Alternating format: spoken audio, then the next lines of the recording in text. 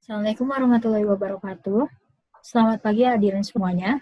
Perkenalkan, nama saya Raisya selaku MC pada acara kali ini. Pertama, kami ucapkan terima kasih atas kehadiran Bapak dan Ibu serta adik-adik. Sebelum memulai acara, saya akan membacakan susunan acara pada hari ini.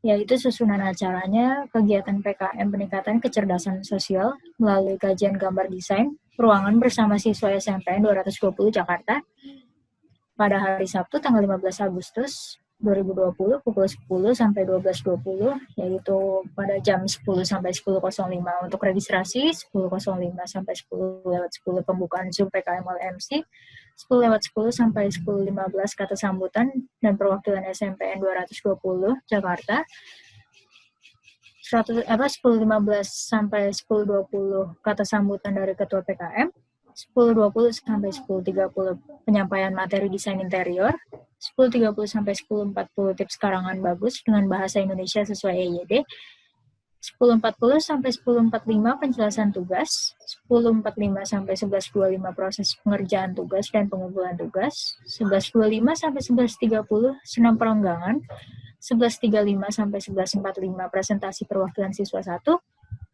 11.45 sampai 11.55 presentasi perwakilan siswa 2, 11.55 sampai 11.05 presentasi perwakilan 3, 12.05 sampai 12.10 pengumuman penilaian karangan kecerdasan spasial, 12.10 sampai 12.15 pengisian kuesioner, 12.15 sampai 12.20 penutupan oleh MC dan foto bersama.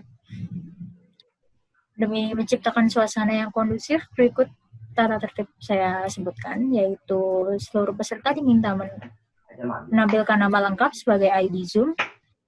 Seluruh peserta akan di-mute oleh host pada saat live, kecuali PIC yang sedang gilirannya. Pada saat live, video harus di-turn on untuk dokumentasi, maka dengan itu selayaknya menggunakan pakaian yang rapi. Jika ada yang ingin bertanya, hanya dapat dituliskan pada kolom chat dan akan dibacakan setelah materi tugas selesai dijelaskan. Dengan ini, kegiatan pengabdian masyarakat saya buka. Terima kasih sudah bergabung untuk hari ini. Sayang sekali acara mundur ya, tadi dari jam 10, sekarang sudah lebih dari jam 11. Saya harapkan yang sudah bergabung, tadi ada beberapa siswa, 5 ya, ada Azrina, ada Amanda, ada Aziz, Cheryl, dan Ilona. Ya, selamat datang, terima kasih sudah mau join di acara program pengabdian kepada masyarakat yang diadakan oleh Universitas Asa Unggul. Di sini ada saya dari tim dosen, kemudian ada Pak Jerry, ada Bu Husnul juga, dibantu dengan beberapa mahasiswa saya dari Prodi Desain Interior, ada Fergie, ada Rasya, Dava, ada Andika, ada Naomi. Ya. Semoga acara ini untuk yang sesi yang pertama berarti ya, kita mungkin akan adakan sesi yang kedua berikutnya bagi peserta yang belum bergabung. Semoga tidak ada masalah sinyal ya. Kadang mungkin ada yang harus keluar masuk, tapi kita akan atasi itu dan semoga berjalan dengan lancar. Ya. Saya akan bawakan mengenai desain interior. Ya. Baik, untuk acara hari ini saya akan mulai dengan pengantar desain ruang interior. Ya. Perkenalkan dulu, saya Irma Damayanti, saya dari Universitas Asa Unggul, Prodi Desain Interior. Kita akan lanjutkan ke pembahasan yang pertama, yaitu mengenai elemen-elemen desain. Jadi elemen desain itu ada titik dan garis, bentuk, ruang, tekstur, ukuran, dan warna. Mengenai titik itu tidak punya dimensi ya, tidak ada ukuran, tetapi dia berposisi di dalam ruang. Gabungan dari titik akan menjadi garis. Nah, garis itu ada jenisnya, ada yang mendatar, ada yang tegak, miring, garis lengkung, kemudian zigzag, spiral, dan sebagainya. Untuk bentuk, kalian mungkin bisa tahu kalau bentuk itu ada bentuk segitiga, ada kotak, lingkaran, dan sebagainya. Jadi bentuk mempunyai 2 ukuran, ya, panjang dan lebar, atau mungkin ada tinggi di sana. Tetapi yang punya ketiga hal itu, 3 dimensi, akan menjadi ruang. Gambar di slide saya yang di bawah, ini merupakan ruang interior, ya. Jadi di dalam ruang interior itu ada panjang ruangan, ada lebar ruangan, kemudian ada tinggi atau kedalaman dari ruangan itu. Bisa juga untuk furniture, karena furniture ada bentuknya 3 dimensi. Kemudian kita mulai ke tekstur. Tekstur itu ada apa saja? Tekstur itu jenisnya ada yang kasar, ada yang licin, halus ya, kemudian kesat. Kalau ukuran seperti yang kalian lihat di bawah, berarti ukuran itu merupakan perbedaan dari besar dan kecil. Kadang ada yang bisa dibuat dalam ukuran secara teknis, ada juga yang tidak. Mungkin diperkirakan besar dan kecil, tapi itu mempunyai ukuran yang berbeda. Untuk warna, saya tampilkan di sini ada lingkaran warna Brewster. Ya. Mungkin adik-adik di sini pernah mengerjakan dari pekerjaan sekolah untuk warna. Jadi warna ada primer, ada merah, ada kuning, ada biru, kemudian ada warna sekunder, warna campuran warna primer, kemudian ada warna intermediate, kalau di sini penengah, ada juga warna tersier. Nanti di desain interior biasanya kita akan gunakan warna-warna yang lain untuk ruangan. Ya. Ada warna analogus, ada komplementer, ada split komplementer, kemudian ada tetrat, ada triad, ya itu masih banyak untuk permainan warna dalam ruangan. Saya lanjutkan ke prinsip-prinsip desain. Prinsip desain itu ada kesatuan dan keselarasan, ya, unity, keseimbangan, balance, skala dan proporsi, irama, penekanan atau fokus, kontras, dan repetisi. Untuk yang pertama, gambar yang saya tampilkan dari prinsip desain ini adalah kesatuan dan keselarasan. Kalau kalian lihat, di sini atas dan bawah ya, ada 2 ruangan, sepertinya ruangan kantor. Dari warna karpetnya bisa kalian lihat bahwa ada kesatuan. Kemudian dari warna, penggunaan warna dari keseluruhan ruang, dari lantai 1 dan lantai 2, itu juga ada kesatuan dan keselarasan. Dari furniture, nah furniture walaupun mereka berbeda lantai, tetapi ada kesatuan dan keselarasannya. Kemudian keseimbangan atau balance, kalian bisa lihat di gambar sebelah kiri, itu seakan-akan tercermin. Ya. Sebelah kiri dan sebelah kanan, keseimbangannya disebut keseimbangan simetri. Jadi sama, jadi kalian bisa lihat dari furniture, meja dan kursi makan di sana, bahwa ada keseimbangan. Sedangkan untuk gambar yang kedua di sebelah kanan itu juga merupakan keseimbangan. Tapi kalian lihat di sana, beda ya antara kiri dan kanan. Itu disebut keseimbangan asimetri. Asimetri itu berarti kiri dan kanan tidak sama, atau atas dan bawah tidak sama. Tetapi mereka tetap bisa menyeimbangkan ruangan. Jadi tidak ada yang berat sebelah. Jadi ada keseimbangan, ada balance dalam ruangan. Kemudian prinsip-prinsip desain yang lain ada skala dan proporsi. Skala dan proporsi itu maksudnya apa? Tadi sama seperti ukuran, tapi skala dan proporsi dalam bentuk keharmonian dari satu bentuk. Seperti ini contohnya furniture.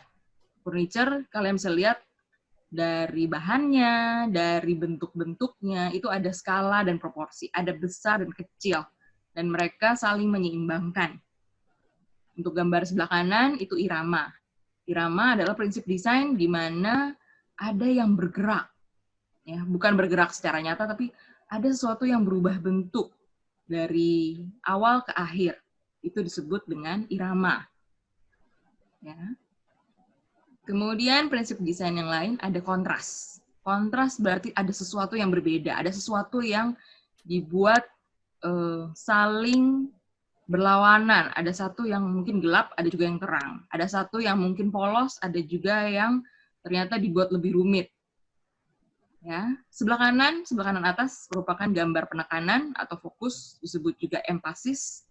Berarti ada sesuatu di dalam ruangan yang akan menjadi titik fokus untuk kalian lihat.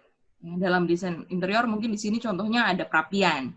Di Indonesia kita bukan negara 4 musim, jadi tidak punya perapian. Tapi mungkin itu yang menjadi penekanan di ruang keluarga misalnya. Ya, makanya dibuat unik. Jadi itu merupakan titik fokus dari sebuah ruangan.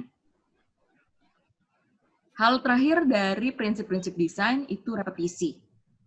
Kalau kalian lihat gambar sebelah kiri, itu ada repetisi dari gawangan ya, architrave. Ada suatu lengkungan yang berulang ke belakang. Kemudian furniture juga ada yang berulang. Dari sisi kiri dan kanan itu bertambah jumlahnya. Atau mungkin dari elemen dekoratifnya dari bantal. Ya, itu bisa buat penambahan dan mereka itu berulang. Jadi hal yang sama dipakai berkali-kali. Untuk sisi kanan dari repetisi bisa kalian lihat ada ornamen di belakang di dinding, itu juga diulang. Kemudian ada penempatan lampu, ya, lampu di kiri dan di kanan itu diulang. Dan ini juga bisa disebut sebagai keseimbangan simetri, ya, bahwa kiri dan kanan adalah sama, dibuat serupa. Ini untuk prinsip desain. Kemudian saya akan bahas mengenai ruang interior. Ruang interior itu pembentukan suatu area menjadi ruang, ya, dari konfigurasi tertentu adalah seni yang utama dari desain interior. Jadi kita mengolah ruang dari desain interior. Beberapa masalah berdampak ya pada proporsi ruang dan penempatannya di denah, termasuk penambahan fungsi ruang. Mungkin ada satu ruangan di mana kalian harus menambahkan fungsi, jadi multifungsi. Ya, ruang makan dengan ruang keluarga, misalnya ada yang bergabung, itu bisa multifungsi. Lalu bagaimana furniture dan aksesoris akan mengisi ruangan? Nah, itu juga perlu dipertimbangkan dari sisi ruang interior. Dan keterbatasan sirkulasi. Jadi jangan lupa bahwa pengguna ruang adalah manusia, jadi ruang geraknya, sirkulasinya harus dipikirkan. Ya, bagi kalian yang punya barang-barang banyak, mungkin harus diatur. Jadi sirkulasinya apakah untuk 1 orang, untuk 2 orang, bisa dengan lancar bergerak dalam ruangan. Ini beberapa contoh dari ruang interior ya yang ada di buku. Yang pertama bentuknya adalah kotak. Jadi ruangan bisa berbentuk kotak. Jadi berarti sama ya, persegi, kiri dan kanan berarti ukurannya sama. Yang kedua, gambar di tengah itu merupakan ruang dalam bentuk rektangular atau persegi panjang. Jadi memanjang, melebar ke samping. Yang gambar ketiga itu gambar dari ruangan yang meninggi. Ya, ada yang tall, ada yang ke atas. Jadi bentuk ruangan interior itu bermacam-macam. Untuk rumah tinggal, khususnya dalam rumah tinggal ada beberapa ruang interior yang dibagi dalam 3 zona. Yang pertama adalah zona sosial, itu ada living, berarti living room, ruang keluarga, ruang tamu, lalu ada dining room, berarti ruang makan, ada entertaining room, berarti mungkin kalau kalian punya tambahan ada ruang games misalnya, atau ada home theater, ada bioskop mini dalam rumah, ya, itu termasuk social zone atau zona sosial di mana kalian bisa berkomunikasi, bisa berinteraksi dengan sesama anggota keluarga atau tamu di dalam rumah. Lalu ada private zone. Private zone atau zona private ini pribadi, itu tidak bisa diakses oleh orang lain kecuali kalian memberikan akses. Misalnya untuk sleeping, berarti ada kamar tidur. Kamar tidur berarti tidak sembarang orang masuk, ya kan? Kalian nggak mungkin diketok-ketok dari tetangga, kemudian tetangga masuk ke kamar tidur. Ya. Itu tidak mungkin, berarti kalian harus kasih izin, apakah boleh masuk atau tidak. Dressing room juga sama, kalian mungkin ada tempat berganti baju, atau mungkin di dalam kamar, ya. Itu tidak sembarang orang bisa masuk. Ya.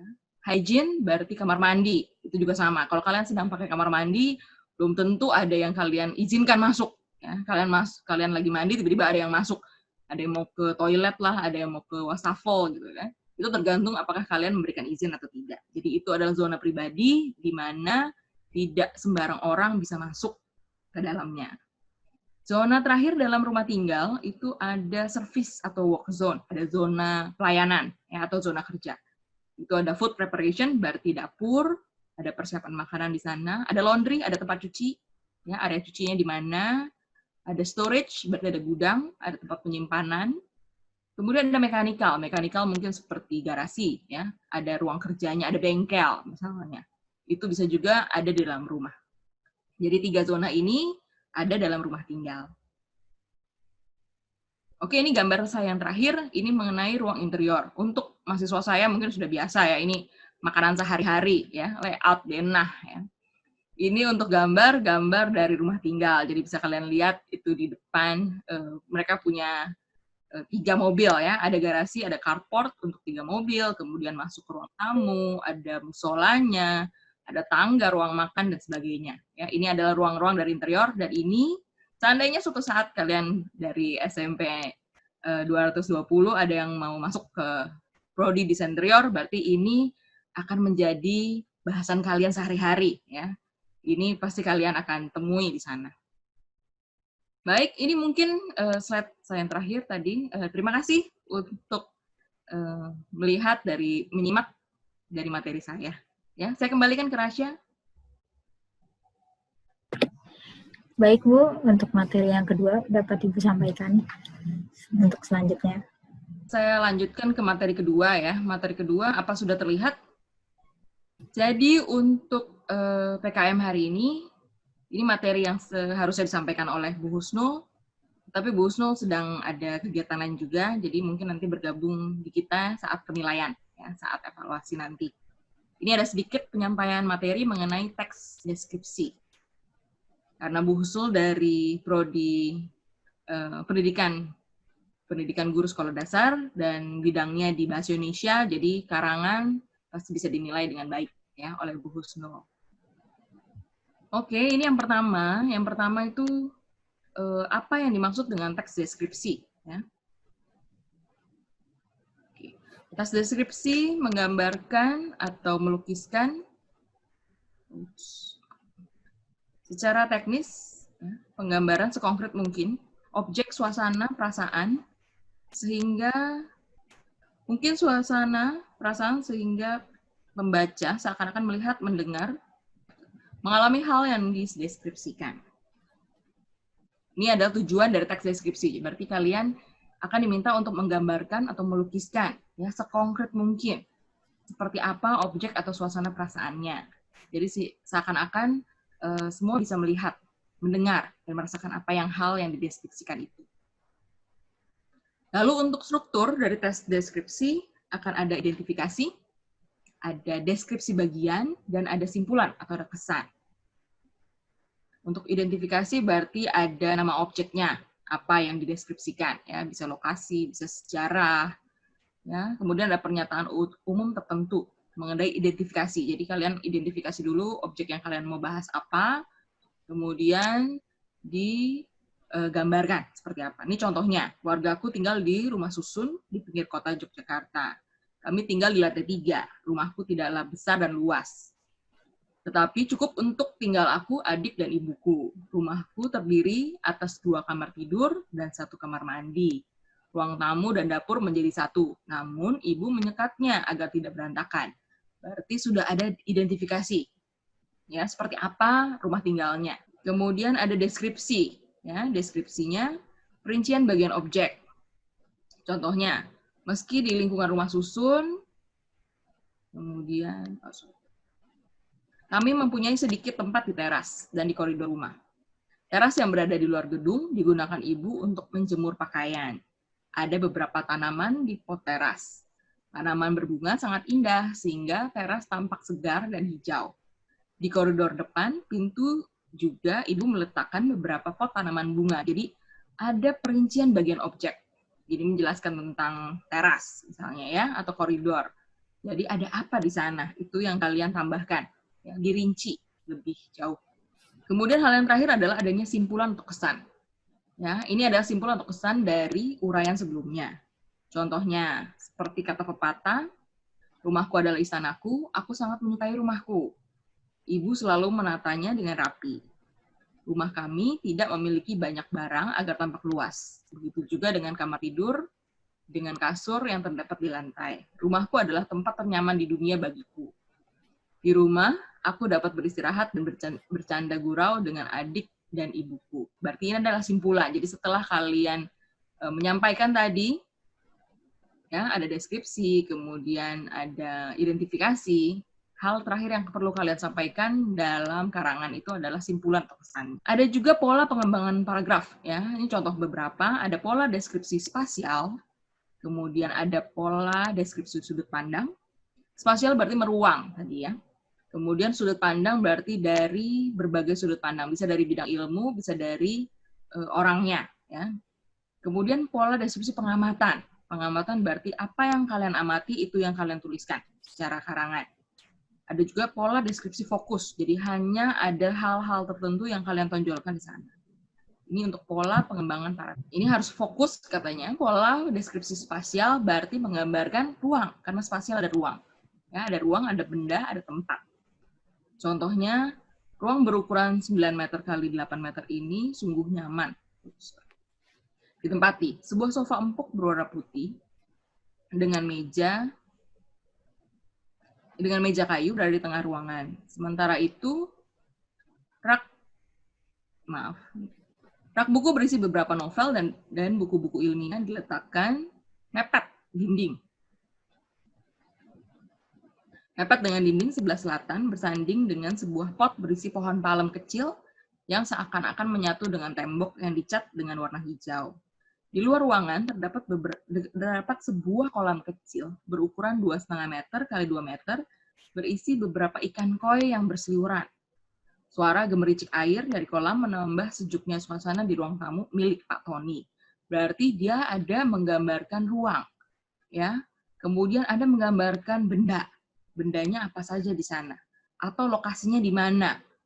Oh, lokasinya terdapat di samping pohon palem misalnya. Ya, jadi ada penggambaran lokasi, posisinya ada di mana.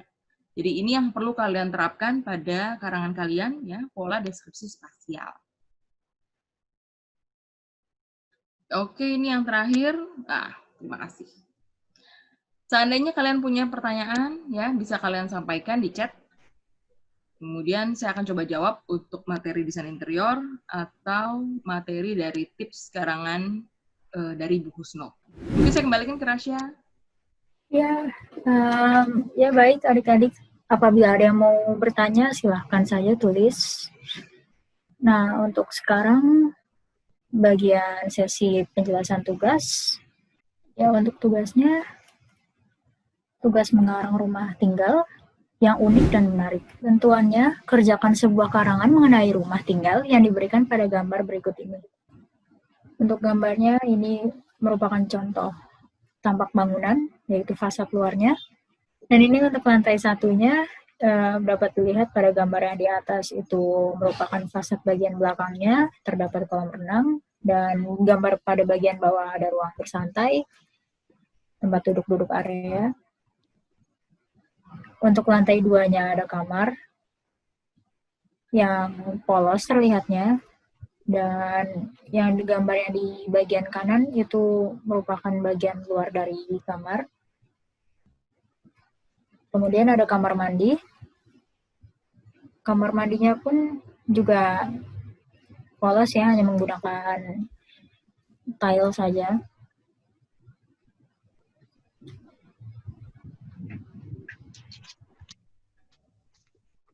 Baik, apakah adik-adik ada yang mau membacakan karangannya? Biasa suka lerawan, suka nggak ada ya. Kamu pilih aja, Rasya. Siapa satu-satu nih? Coba untuk Saudari Fatia, apakah bersedia untuk membacakan karangannya? Nggak apa-apa. Baca, Kak. Iya.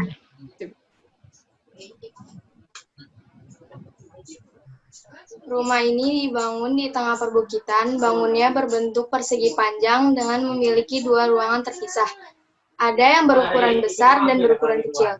Untuk ruangan berukuran besar, terdapat ruang tamu yang dilengkapi dengan sofa dan meja. Di samping ruang tamu terdapat dapur. Dan di bagian lantai 2, atau terletak di atas dapur, terdapat kamar mandi yang dilengkapi dengan bathtub dan wastafel. Di ruangan berukuran kecil, hanya terdapat kamar tidur atau kamar pribadi.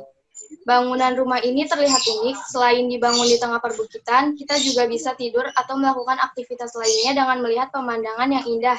Ditambah dengan desain atau pemilihan warna pada pembuatan rumah ini yang bernuansa alam.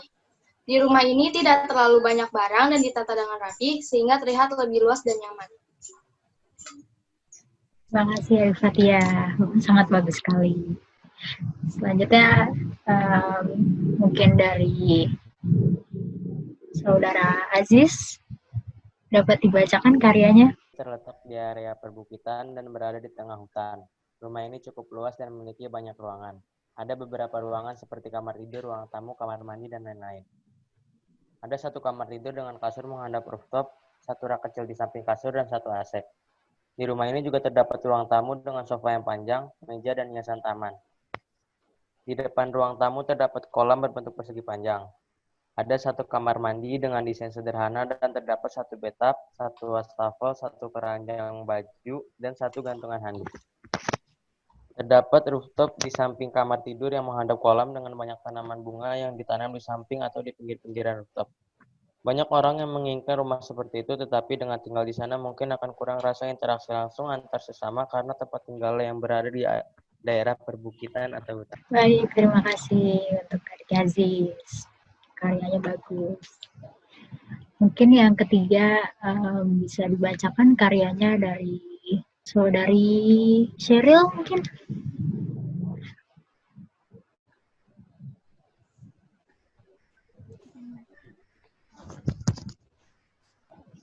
Ini baca semuanya, Kak. Panjang soalnya. Nggak apa-apa.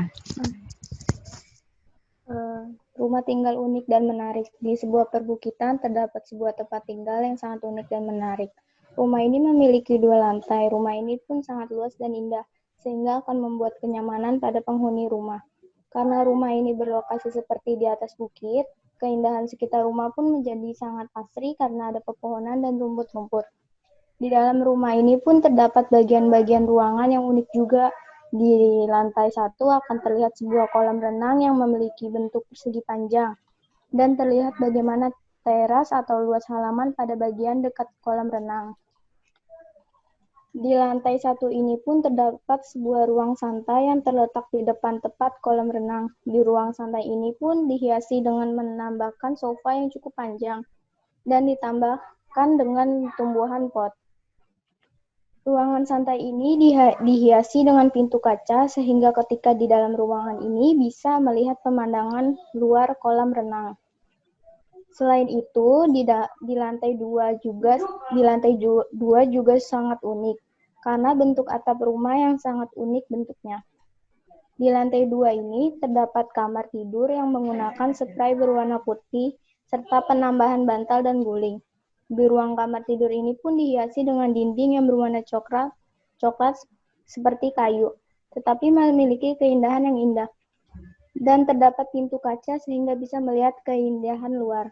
Dan terdapat satu kamar mandi yang cukup luas, tetapi juga unik. Di ruang kamar mandi ini,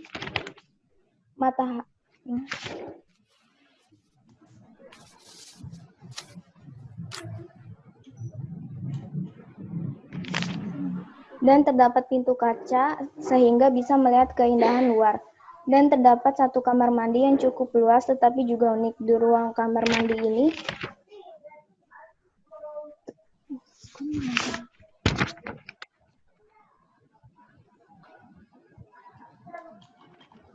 di lantai 3 terdapat sebuah bathtub berwarna putih dan di samping bathtub ini pun terdapat tanaman pot yang cukup besar. Terdapat wastafel dengan berwarna paduan antara warna hitam dan abu-abu serta penambahan cermin. Ada sebuah gantungan untuk menaruh handuk dan kain lap lainnya yang berwarna seperti coklat kayu yang berposisi di sebelah bathtub. Di ruang kamar mandi ini pun di dinding yang berwarna coklat muda membuat keselarasan dengan ruangan lainnya. Rumah ini tidak memiliki banyak ruang, dan setiap ruang pun barang diatur dan disusun dengan baik dan rapi, sehingga setiap ruangan terlihat sangat nyaman. Rumah ini menjadi pusat perhatian dari kejauhan karena tampak unik dan indah, dan dikelilingi oleh pepohonan yang tinggi serta rumput-rumput dan tanaman lainnya yang berwarna hijau. Akan membuat rumah tampak asri dan sejuk. Terima kasih. Ya, sama-sama, Sheryl. Baik, untuk Bu Ismail Fatona, apakah karya-karyanya dapat dinilai untuk sekarang? Nah, karyanya bagus udah sekali. nih, udah siap nih. Langsung ya? Iya. Langsung ya, Iya, Bu Irma. Iya, assalamualaikum warahmatullahi wabarakatuh. Selamat siang, adik-adik semua, rekan-rekan mahasiswa, Bapak Ibu dosen. Kebalik ya sapaannya ya, udah nggak apa-apa ya. Gimana nih adik-adiknya.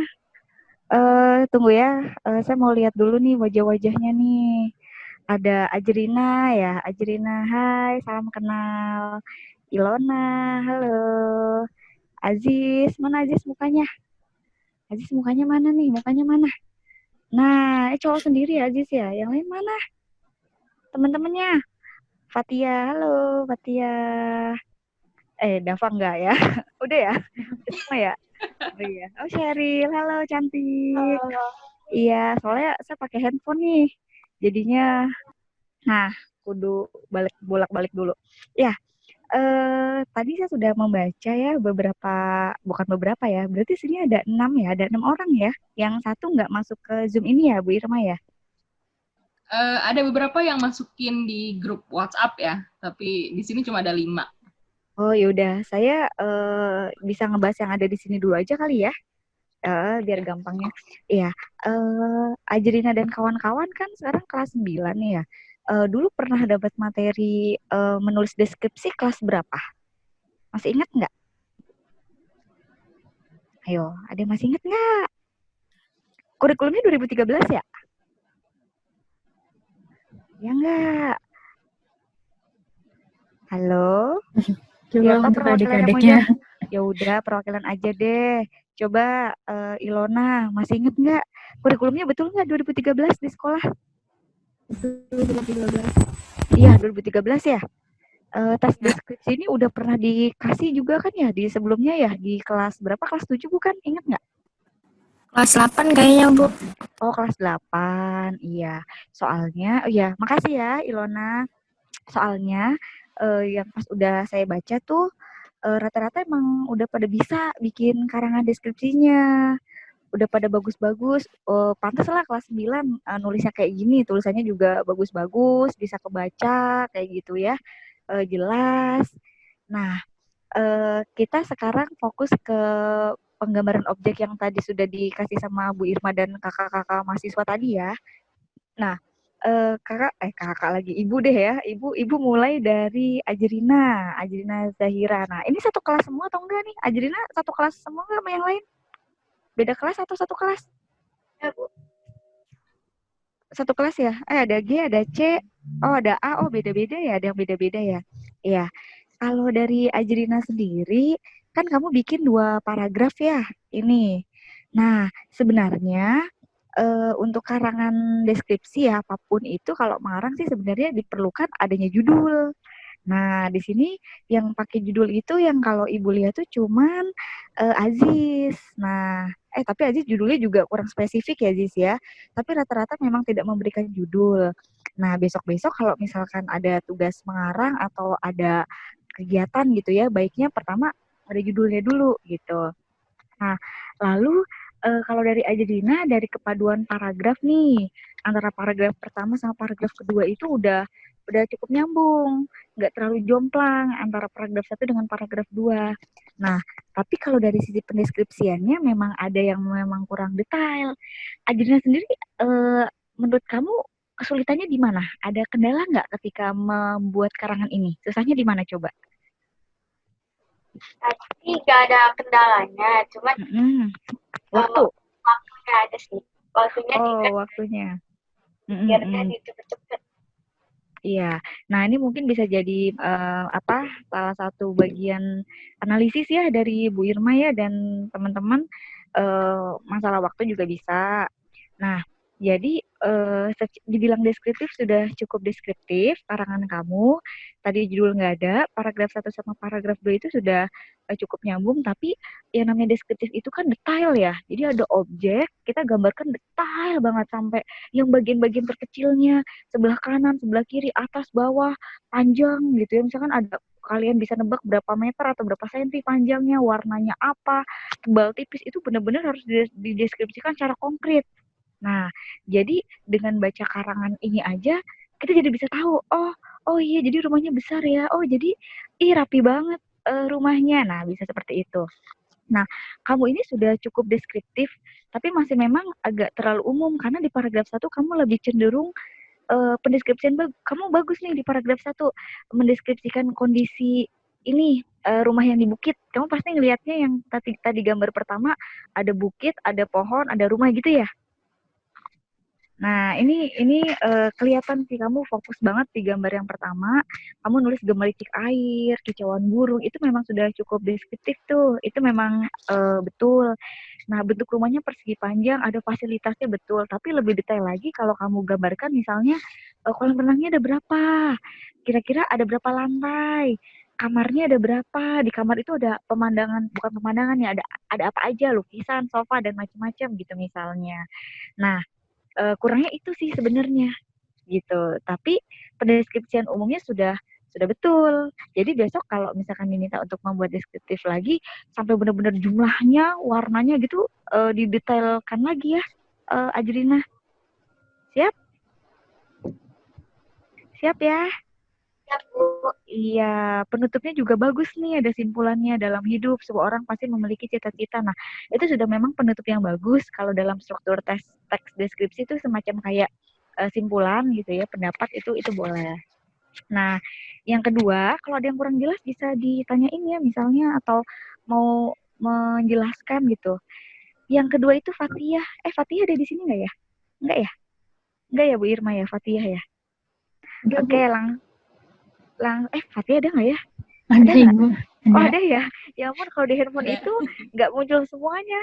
1, 2, 3, 4, 4, 4 gitu deh pokoknya. Oke, Fatihah ada, lanjut ya. Nah, sama nih Fatihah itu judulnya belum ada. Kamu membuat satu paragraf. Kendalanya di mana Fatihah? Selain waktu ada kendala nggak buat kamu? Saya mau dengar suaranya Fatihah. Waktu ya? Iya, waktu sama kalau disuruh ngarang malah mikir. Oh, agak lama menemukan kata-kata gitu?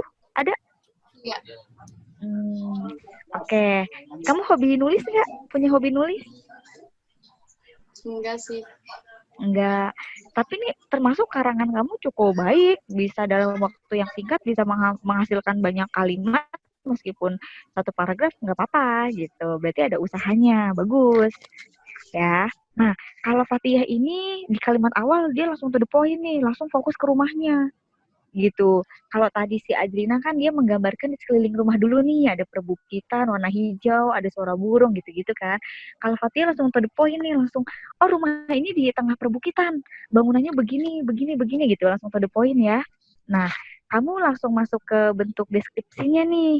Dari bentuk rumahnya ada ruangannya jumlahnya 2, betul. Ada yang berukuran besar, berukuran kecil.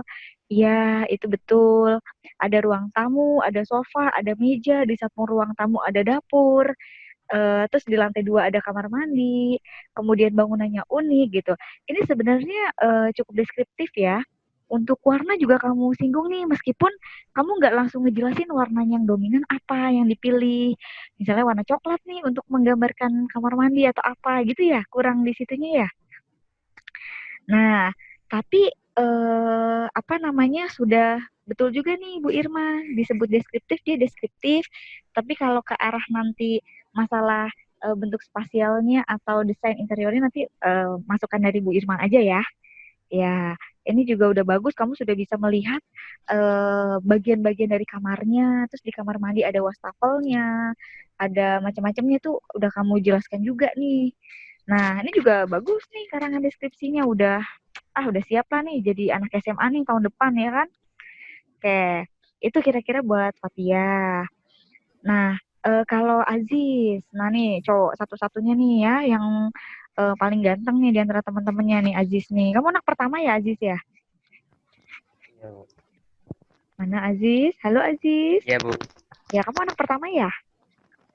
Iya. Iya.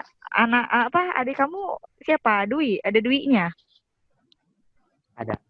Ada. Oh iya, karena kamu tunggal ya. Yang kedua Dwi gitu ya, ketiga Tri nanti ya.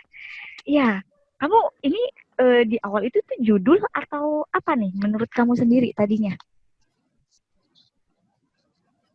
Bukan judul, tempat lebih ke tinggal. kayak perintah gitu. Oh, itu perintahnya. Berarti Bukan memang judul, belum. jadi kayak ya. Kalau misalkan disuruh bikin judul nih, kamu sempat dapat nggak judulnya apa kira-kira? Sempat kepikiran nggak? Belum sih. Belum. Bingung, masih Belum. bingung nentuin judul ya? Iya. Kalau Aziz sendiri kendalanya apa? Coba Ibu tanya. Penyusunan kata sama penempatan kalimat. Oh, penyusunan kata, penempatan kalimat. Kalau dari gambarnya sendiri juga udah jelas ya, objek yang ditampilkan udah jelas, udah bagus, jernih ya kan? Iya. Iya, oke. Nih, Aziz nih. Kalau Aziz lebih to the point lagi nih. Nih, cowok tapi nulisnya juga lumayan nih ya. Jarang-jarang nih ibu nemu anak apa siswa cowok yang mau nulis begini nih. Iya, kamu bikin 2 paragraf, ya lumayan ya, bagus. Judul masih sama kendalanya sama kayak teman kamu. Untuk kalimat awal kamu juga hampir sama tadi kayak Fatia, langsung to the point nih, langsung saya mau mendeskripsikan objeknya, saya langsung fokus ke objek rumahnya, oke, langsung di area perbukitan, berada di tengah hutan, berarti memang sudah memainkan panca indera kamu tuh di situ. Nah itu memang salah satu syarat dari paragraf deskripsi itu ya, kamu ini termasuk di antara karangan yang lainnya yang paling deskriptif, paling detail tuh punya kamu, detail banget, apalagi di paragraf 2. Di paragraf 1 kamu ngejelasin secara umum ya. Ada, oh rumahnya luas, ruangannya banyak, ada kamar, ruang tamu itu umumnya. Terus di paragraf 2-nya kamu bisa ngejelasin dengan detail banget. Jumlahnya itu kamu ngelihat sampai detail banget ya. Kamar tidurnya ada 1 gitu, itu kamu yakin banget ya. AC-nya 1 gitu ya. Wastafelnya gitu ya. Terus warnanya, ada warnanya nggak nih di sini kamu jabarkan nih. Terus ya tanaman bunga gitu ya dan seterusnya. Kamu sangat deskriptif, sangat detail. Apa namanya? Di bagian terakhir juga ada penutupnya juga kalau dari struktur deskriptif itu kan ada 3 tuh strukturnya. Pertama identifikasi, pernyataan umum, kemudian isinya, lalu ada simpulannya. Kamu itu cukup mewakili sih ketiganya. Tapi memang dari penyampaian bahasanya betul, tata kalimatnya, terus ada pemilihan katanya memang ada yang masih kurang tuh di situ. Tapi secara isi dari bentuk ruangannya itu sudah mewakili banget. Kalau begitu kami tutup untuk sesi hari ini. Selamat siang dan sampai jumpa. Assalamualaikum warahmatullahi wabarakatuh.